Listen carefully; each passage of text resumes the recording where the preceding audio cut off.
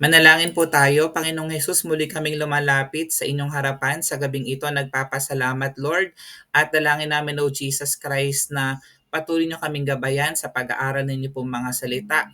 Andun yung buhay, yung kapangyarihan ng bawat salita na aming papakinggan at ma-apply po namin ito, Lord God, sa aming pong mga buhay. Salamat, Lord, nakasama ka namin tonight. And we pray, Lord God, na kung ano man yung mga desires ng bawat isa, mga struggles na meron kami, mga problems na kinakaharap, Lord, katagpuin niyo po kami sa pamamagitan ng inyo pong mga salita. Sa inyo, Lord, na papurit pagsamba sa pangalan ni Jesus. Amen. Ang ating pong topic 182, Empowered to Transform Living by the Power of the Holy Spirit. Kukuhanin po natin yung ating main verse sa Acts chapter 19 verses 10 to 11. Ito po yung sabi ng salita ng Diyos sa New Living Translation. Sa verse 10, this went on for the next 2 years so that people throughout the province of Asia, both Jews and Greeks, heard the word of the Lord. God gave Paul the power to perform unusual miracles. When handkerchiefs or aprons that had merely touched his skin were placed on sick people, they were healed of their diseases and evil spirits were expelled. Basahin po natin sa Tagalog. So ito po yung time na syempre si Jesus Christ nag-ascend na po sa heaven, and then yung mga early Christians, mga early believers, mga disciples ng ating Panginoon, napuspos na po sila ng banal na spirito. Tinanggap po nila yung kapangyarihan ng banal na spirito. And then ito na yung time na nagpapahayag po sila ng salita ng Diyos. At dito po sa Acts, we are referring here to Paul. Sabi dito sa verse 10, tumagal siya roon ng 2 taon. Kaya't ang lahat ng naninirahan sa Asia, maging Hudyo or Griego, ay nakarinig ng salita ng Panginoon. So meaning to say, the word of God is not only intended for the Jews, for the Israelites, but even to the Gentile nation. At kasama po tayo dyan, dun sa hintil. Gumawa ang Diyos ng mga pambihirang himala sa pamamagitan ni Pablo. Kahit panyo, kahit damit na kanyang ginamit ay dinala sa mga may sakit at gumaling ang mga ito at lumayas ang masasamang espiritu ang nagpapahirap sa kanila. So ganoon ka-powerful yung work ng Holy Spirit during the time in the lives of Paul, 'di ba? Na even walang physical presence si Paul, sabi doon yung panyo, yung damit na ginamit ni Pablo, so andun pa rin yung anointing, yung kapangyarihan na banal na espiritu. Siyempre, hindi literal na kailangan natin ng panyo ng damit. So, sinasabi lang dito na nangyari yan dahil sa kapangyarihan ng banal na spirito. And we as Christians, tinanggap si Jesus sa Panginoon, tagapagligtas ng buhay po natin, nasa atin na po ang kapangyarihang yan. Kasi yung banal na spirito nananahan na po sa atin. So even the signs and wonders, if luluobin po yan ng Panginoon, pwede rin po yung mangyari po sa atin by His grace.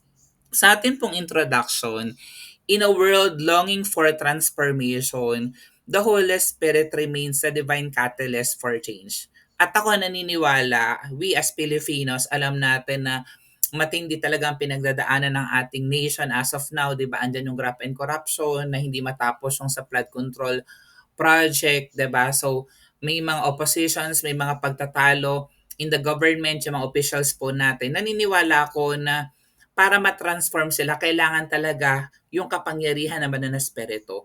It's a divine catalyst for change. Kailangan na andun talaga yung kanilang malalim na relasyon sa ating Panginoong Hesus na kanilang Panginoong tagapagligtas ng buhay nila. Kasi kung naunawaan po nila yan, they will serve the nation. Yung loving God, yung loving others, ipapractice po nila. Kaya we keep praying for our nation. Pag-pray po natin, yung mga leaders natin, mga officials po natin, na tuluyan nga silang makakilala sa Lord, and then hayaan natin na mag-intervene yung banal na spirito sa kanila po mga buhay. Acts chapter 19, yung binasa po natin, it reveals a city shaken, not by politics or programs, but by the Spirit-filled ministry of Paul. Ang tindi ng galaw ng Holy Spirit during that time na talagang na-shake yung maling pananampalataya ng mga taga-Ephesus kasi iba yung kanilang sinasamba. They're worshiping other gods other than the Lord Jesus Christ. Other than God the Father, the Son, and the Holy Spirit, meron silang ibang pinaniniwalaan. Pero na-shake yung kanilang pananampalataya at natuon dun sa tamang pananampalataya na ang ginamit nga ng Lord ay si Paul na ipakilala si Jesus na Panginoon tagapagligtas ng kanilang buhay. So yung study po natin tonight will explore how the presence and how the power of the Holy Spirit are essential for every believer. So mahalaga sa atin yan. So kanina nga in our praise and worship talagang puro mga related sa Holy Spirit yung mga awitin po namin. Kasi kailangan na ma-feel talaga natin, ma-experience natin yung kapangyarihan naman ng Espiritu. Napakahalaga po niyan sa ating mga mananampalataya. Not just for miracles. So hindi lang para, gusto ko rin po yun na makapagpagaling ng mga may sakit. Gusto ko rin makapag-speaking in tongues, 'di ba? Na magkaroon ng signs and wonders katulad na nangyari dun sa panahon ni Paul. Hindi lang po tayo about miracles, but for daily obedience and bold witness. Yun yung goal natin, di ba? For us to be transformed, we need the power of the Holy Spirit. For us to be led by the Holy Spirit, kailangan natin ng salita ng Diyos. At ang prayer natin, ang desire natin, for us to obey to the word of the Lord at maging bold witnesses ng tinanggap nating pananampalataya mula sa Kanya. So sa ating pong background, sa binasa po natin na verse, ang location po noon is Ephesus. It is a major city in Asia Minor known for its temple to Artemis and spiritual activity. So ang wino-worship nila sa Artemis. And then they have a lot of spiritual activity para ipakita nila yung kanilang pananampalataya dito kay Artemis. Yan. So yung context po natin, Paul arrives during his third missionary journey. He finds disciples who had not yet received the Holy Spirit and begins teaching, healing, and confronting spiritual darkness. So ganun katindi yung context ng binabasa po natin na verse, 'di ba? So nakita niya, nakilala niya na meron pala mga mananampalataya doon na nabaptize in water pero hindi pa natatanggap yung kapangyarihan ng banal na espiritu kasi there's two type of baptism. One is water baptism and the other one is Holy Spirit baptism. And then sabi dito nagsimulang magturo, magpagaling, and even yung confrontation ng spiritual darkness. Ibig sabihin yung pagpapalaya sa masasamang espiritu, pinerform ginawa din niya ni Paul sa grasya ng Panginoon. Over 2 years, the gospel spreads powerfully. Naging ganun yung impact.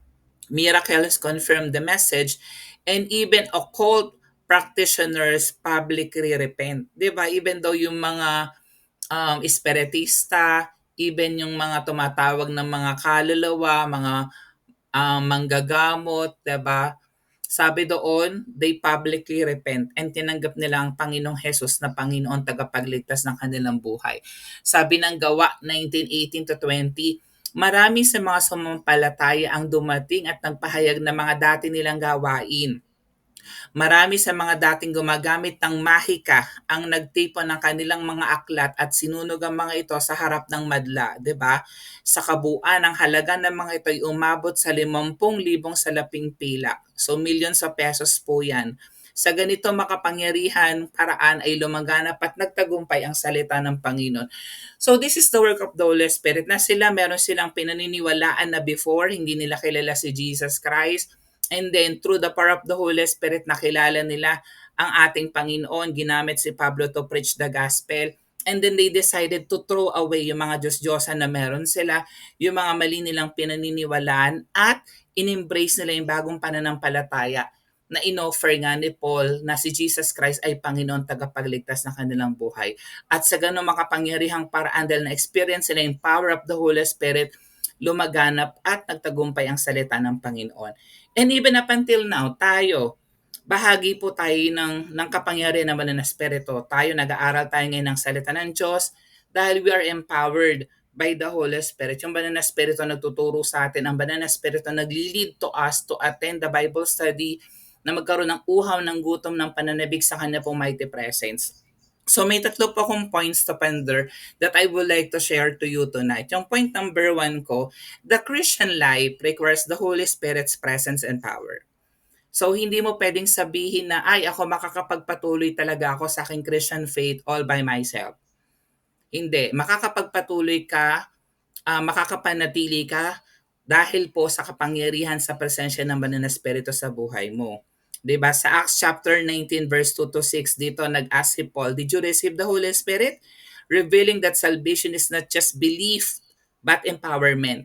'Di ba? So ganun 'yon. Hindi lang basta tayo naniniwala, nananampalataya, pero na-experience po 'yan natatanggap po natin yung kapangyarihan. I can still remember there was one time before, I think around 14 years ago, bago akong Kristiyano, I was praying to God. Gusto ko rin na ma-experience yung kapangyarihan ng Banal na Espiritu. Gusto ko rin na makapag-speaking in tongues.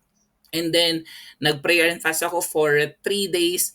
And then during our retreat doon, na-empower ako, nabaptize ako ng Holy Spirit, and then nakapag-speak po tayo ng tongues. So, kung talaga na po rin, sabi, totoo pala, meron pala talagang Holy Spirit. Sa Matthew 12:18 to 21 naman, Jesus himself fulfilled prophecy by relying on the Spirit to bring justice and healing. Basahin po natin. Sabi dito sa Gawa 19:2-6. At sila'y tinanong niya, nagtatanong dito si Pablo, tinanggap ba ninyong Espiritu Santo ng kayo sumampalataya? Nakakalungkot, ito yung sagot nila. Hindi po, hindi namin narinig na may Espiritu Santo pala, tugon nila. Kung gayon, anong uri ng bautismo ang tinanggap ninyo? Tanong niya. Bautismo ni Juan, tugon nila. Kahit sinabi ni Pablo, binautismohan ni Juan ang mga nagsisi at tumalikod sa kasalanan. Ipinangaral niya sa mga Israelita na sila'y sumampalataya kay Jesus, ang dumarating na kasunod niya. Nang marinig nila iyon, nagpabautismo sila sa pangalan ng Panginoong Yesus. Nang ipatong ni Pablo ang kanyang kamay sa kanila, bumaba sa kanilang Espiritu Santo at sila'y nagsalita ng iba't ibang wika at nagpahayag ng mensahe mula sa Diyos. So yun na. Yung pangalawa, aside from you are baptized in water, immersion po dapat yung ginagawa, katulad ng ginawa ni Juan Bautista, even ginawa ni Juan Bautista sa ating Panginoon. Pero sabi dito may second type ng baptism, that is baptism in the Holy Spirit. At kailangan nang may maglilay ng hands po sa atin, mga pastors, leaders, ministers, katulad ng ginawa namin kanina sa church. Ayan, nung nilay hands po, sabi doon, bumaba ang banal na spirito at sila'y nagsalita ng iba't ibang wika at nagpahayag ng mensahe mula sa Diyos. So, in the same way, nung tinanggap mo si Jesus Christ na Lord and Savior ng buhay mo, dapat tinanggap mo na rin yung kapangyarihan ng Banal na Espiritu. And sooner or later, mababaptize ka din in the Holy Spirit. Sabi naman ng Matthew chapter 12 verses 18-21, naritong lingkod ko na aking hinirang, ang aking minamahal at lubos na kinalulugdan. Ibubuhos ko sa kanyang aking espiritu at siya magpapahayag ng katarungan sa mga bansa. Hindi siya makikipag-away o maninigaw, ni magtataas ng boses sa mga lansangan. Hindi nababalin ang tambong marupok. Hindi rin napapatay ng ilawang umaandap hanggang katarungay hindi nagtatagumpay ng ganap at ang pag-asa na mahintil sa kanya ay ilalaga. Kaya nga sinabi natin dito kanina, Jesus himself, he was the one who fulfilled the prophecy by relying on the Spirit, and that Spirit brings justice and healing. At ngayon, kahit hindi natin physical na nakakasama ang ating Panginoong Heso Kristo, we have the Holy Spirit. Kaya patuloy na kung kailangan natin ng divine healing, na experience po natin yon, diba? So, kung kailangan natin ng direction, the Holy Spirit leads us na gawin yung kalooban ng Lord. Without the Holy Spirit, we may have form but lack fire. The Spirit is not optional. Again, it's essential. Lalo na tayo po yung mga Kristyano, dapat in-acknowledge natin yung kapangyarihan ng Holy Spirit. Yung point number 2 ko po, believe in the power of the Holy Spirit and walk by faith. So kanina, di ba, na-experience pala yon.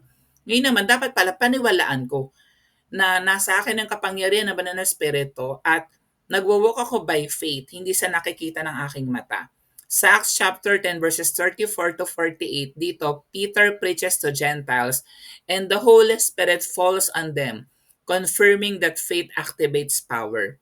Di ba, even to the Gentile nation, mga hindi Hudyo, binabaan din sila ng Banal na Espiritu. So truly, na-confirm nila that faith activates power. So basahin ko lang po yung verses 44-48. Sabi dito, nagsasalita pa si Pedro, parang katulad ng ginagawa natin tonight, nagpipreach lang, di ba, nagsishare ng word of God. Anong nangyari? Nang bumaba ang Espiritu Santo sa lahat ng mga nakikinig. Di ba, hindi natin alam ang power ng Holy Spirit. Maring sa oras na ito, babaan ka rin ng Holy Spirit. Namangha ang mga mananampalatayang Hudyo na kasama ni Pedro sapagkat ibinigay din sa mahintilang kaloob ng Espiritu Santo. Narinig nila ang mga ito na nagsasalita sa iba't ibang wika at nagpupuri sa Diyos. Kaya't sinabi ni Pedro, tulad natin, referring to him as Jew, sila'y pinagkalooban din ng Espiritu Santo. Sino makakapagbawal na bautismuhan sila sa tubig? at inuutos ng bautismon sila sa pangalan ni Kristo. Pagkatapos hiniling nila kay Pedro na matili pa roon ng ilang araw. So dito makikita natin na it's the power of the Holy Spirit. Kung kalooban ng banal na Espiritu na mababaptize ka, ma-experience mo yung kanyang power, mangyayari po yon in God's perfect time. So ang kailangan lang natin, patuloy nating i-desire, ipanalangin natin yun sa Panginoon. Sa Acts chapter 19 verses 11 to 12, Paul's faith led to extraordinary miracles even through handkerchiefs and aprons. Di ba yung binasa natin kanina? Dito naman it was Paul. Gumawa ang Diyos sa mga pambihirang himala sa pamamagitan ni Pablo.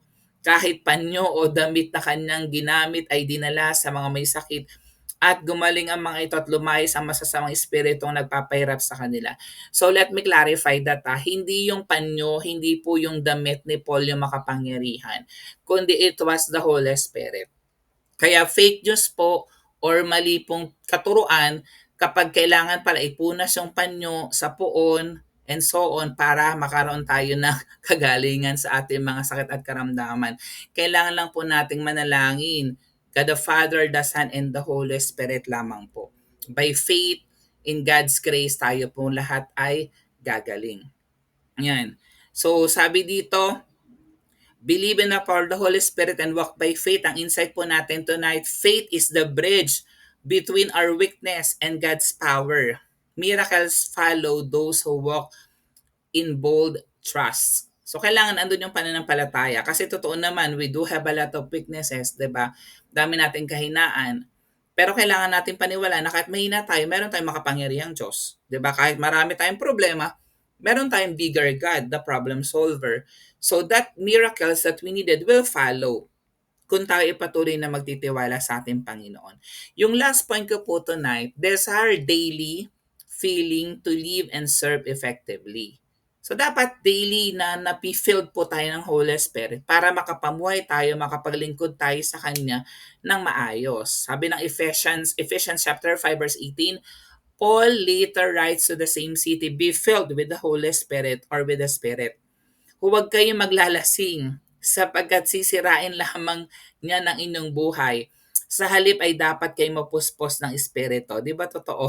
Yung mga nalalasing, nangyayari, pasurong-siring sila, di ba? So nasisira yung kanilang buhay, nakakapanakit sila ng ibang tao, ng kanilang mahal sa buhay, even yung kanila pong sarili. Pero ang sabi dito, kung gusto mo raw malasing, mapuspos ka ng Espiritu Santo. Yun yung kailangan po natin ng kalasingan. Be filled with the Spirit. Sa Acts 19:20, the word of the Lord spread widely and grew in power. 'Di ba? So yon, sa ganitong makapangyarihang paraan, lumaganap at nagtagumpay ang salita ng Panginoon. Nangyari yon kasi they were filled with the Holy Spirit. At gusto rin natin na ganun yung mangyari sa atin para makapanatili tayo sa ating Christian faith, patuloy na empowered tayo, kailangan puspos tayo ng banal na spirito. The Spirit's filling isn't a one-time event. Again, it's a lifestyle. Daily surrender leads to daily impact. Naniniwala ako na yung mga Kristyano before na nagsuko ng kanilang maling pananampalataya at tinanggap nila na si Jesus Panginoon tagapagligtas ng buhay nila, nagpatuloy sila in serving the Lord. At marami rin katulad nila na may maling paniniwala na in-embrace yung true faith na nanggagaling sa ating Panginoon. So it has to be daily. We have to be consistent. Hindi pwedeng ngayon lang, then bukas hindi na natin i-consider or gagawin yung faith natin sa ating Panginoon. So ang conclusion po natin tonight, the revival in Ephesus wasn't manufactured. It was spirit-led.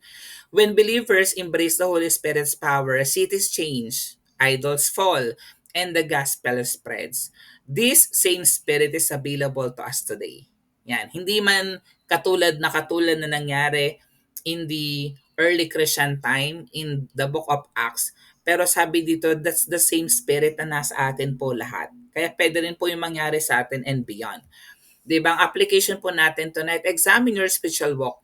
Are you relying on your own strength or the Spirit's power? Yan, sa school works natin, sa trabaho natin, sa pamilya natin, sa mga relationships na meron po tayo, sa problema, how do we handle problems, stress, 'di ba?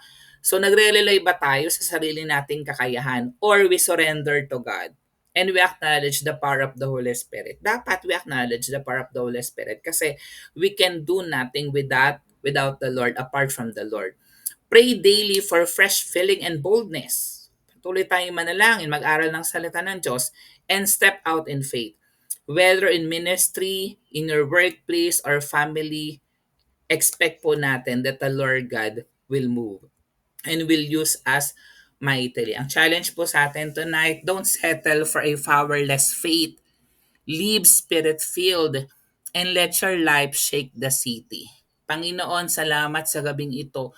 Salamat, Lord, na patuloy nyo kaming in-empower ninyo po mga salita. Truly, na-acknowledge mo namin yung kapangyarihan ng banal na Espiritu sa aming mga buhay na patuloy itong mag-manifest. So, Father God, ma-apply po namin ito, Lord God, at patuloy na kayo ang siyang makita sa amin, yung kapangyarihan naman ng Espiritu sa lahat ng mga pagsubok ng buhay, mga challenges na aming kinakaharap, Lord. Naniniwala kami na mapapagtagumpayan po namin ito dahil sa kapangyarihan naman ng Espiritu na nananahan sa bawat isa po sa amin. Sa inyo, Lord, ang papurit pagsamba sa pangalan ni Jesus. Amen.